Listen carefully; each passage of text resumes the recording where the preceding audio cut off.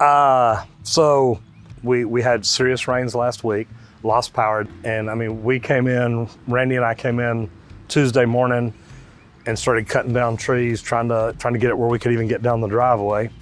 But I've noticed my back bathroom, when I flush the toilet, the water level's going down really slow. Mm-hmm. And I came out here and pulled the cover on the clean out, and of course it's full of water. First of all, tell everybody who you are and what you do. So my name's Dominic. I work for Juice's Septic and Grease Pumping, and I film poop with Port Pumper Society. And you're on all the social platforms. All social platforms, just search up Port Pumper Society. And people can see what you do. And that's really why I reached out to you, because look, I know by your videos, you know what you're doing. You've done this for a while, you know what you're talking about. So I thought, hey, you know what? If I've got anybody that I trust that's gonna come tell me right from wrong, you're gonna be the guy. Mm-hmm. I've never had a septic system, so tell me a little bit about it. I know I've got one back here, because we did kind of do a preliminary inspection on the house. Right. But man, tell me, what do I need to know about a septic system?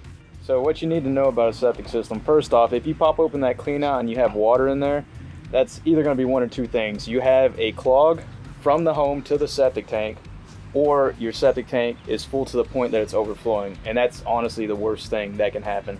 A clog can be fixed pretty simply. Most of the time it's clogged on this inlet baffle, so that would involve digging up the septic tank lid. You can even grab that stick and unclog it yourself until you have a septic pumper come out to pump it. But if you have a swamp where it's kind of overflowing over your septic system and you have that clean out full, that's kind of that's a sign of drainfield failure. So what's happening at that point is there are instances where you get a heavy rain. So what happens in a septic tank is water enters the tank and it's going to exit and seep down into the soil. Now, if the soil is so saturated that it can't absorb any more water, the water in the septic system has nowhere to go to but up. And that's usually the point of least resistance, which is your bathtub. So that's that's not a pleasant thing to walk into. No, I get it. And the good thing is it's not coming up in the shower or anything like that. But I mean, we can tell by looking at that it's full. We can tell. I mean, we're standing on wet ground. Exactly. Every step you take, you can feel it. Mm-hmm. So what's my best bet here? Just kind of wait a little bit, because the storms that we had, we got a lot of rain dropped on us in a short period of time. And it didn't just happen early Tuesday morning, it happened again Friday morning and Thursday morning, I think. So we've had a lot of rain here. And from where we're at, you can tell everything runs downhill to me. They've got this tank here that is like a preliminary catch field or something to head over to another tank, and it's full of water. So we know the ground's full. Right. The ground's had all the water it can handle for a little while. Is the best bet just to wait, or is the best bet gonna be, look, Roger, go ahead, dig it up, stir it up, shake it up, see what happens, which doesn't sound like fun to me. So it's kind of fortunate right now that you do have a clean out, you're able to take a look at things, but most people don't have that. In my area, you've got these older homes that have been having, the septic tank hasn't been opened since ever, you know? There's a lot of myths in the industry that septic systems never need to be pumped out. A lot of hearsay. People's grandparents would tell them one thing, and just because it worked for them, it should work for every septic system, right? Why do pump trucks even exist? Just so y'all can make money. Right, yeah, we're scamming people.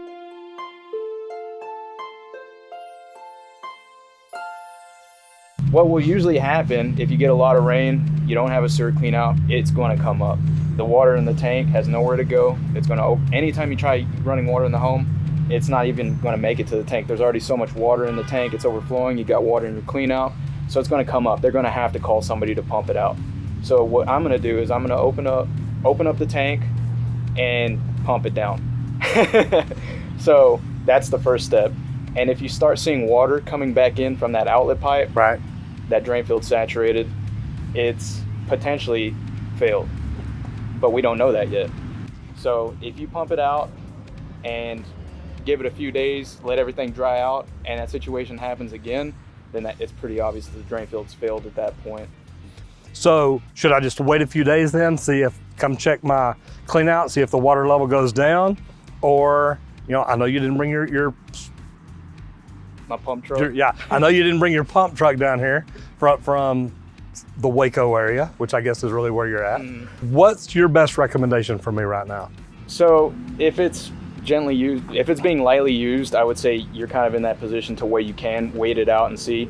If you open up that septic tank lid, you should be able to see an inlet pipe and an outlet pipe. If that outlet pipe is underwater and the next few days it's still underwater, that drainfield isn't working. Okay. A properly operating system, as water comes in, it should go out. But when that drainfield is saturated or it's not working anymore, it's going out slow, or even to the point to where it's not even draining. Okay, so if it's not working anymore, what are my options now? And these are questions that really a lot of plumbers or people in the plumbing industry should know, because in Texas, although I'm a plumber and a master plumber, I can't work on septic systems. Completely separate license. That's why you're here. Exactly. Yep. So I will say, if you're a plumber and you come out here, I tell the same things to homeowners, what to look for. So if you come out, so here's the septic tank right here.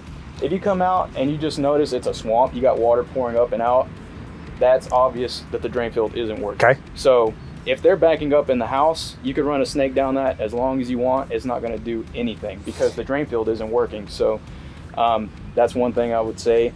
And then from this point on, wait it out and see what's going on. And then it all goes based off your county, what they're going to recommend. So if you have enough land to go ahead and fix this drain field, put in a new one. But at this point, I can just tell by how small this tank is, it's probably going to need a bigger tank. Okay. The bare minimum here in Texas is about 750 gallons to 1,000 gallons, and that's for a conventional septic system. But based off the county,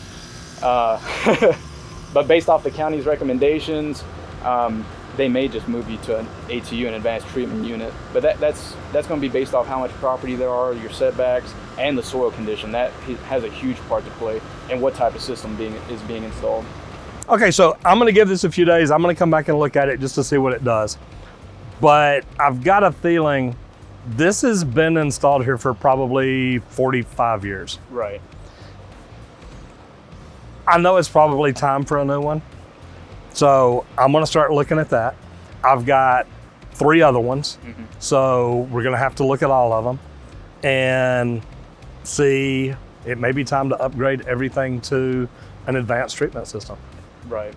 And that's going to be up to the county when we come out here, do a soil test, see how much property we have to work with. Drain fields are big. I mean, you're talking about digging trenches, possibly 180 feet of trenches. Wow. And what a lot of people don't take into account is gas builds up inside the septic tank itself, and it actually can corrode the concrete. So it makes the tank itself very brittle. So if you were to come in here and say we're standing on a tank that's 40, 50 years old, I mean, that could cave in. Yeah, just minding your weight on it. Exactly. Okay, now plumbers, listen, here's one of the biggest mistakes plumbers make. They'll come out and think there's a clogged line here. They don't ask the customer first, are you on a septic system? Right. How many times have you seen a plumber run a sewer machine and it gets in here and gets all tangled up and knotted up? Because it ties itself in such big knots. Just you mentioning that, I'm sure you've seen it a lot too.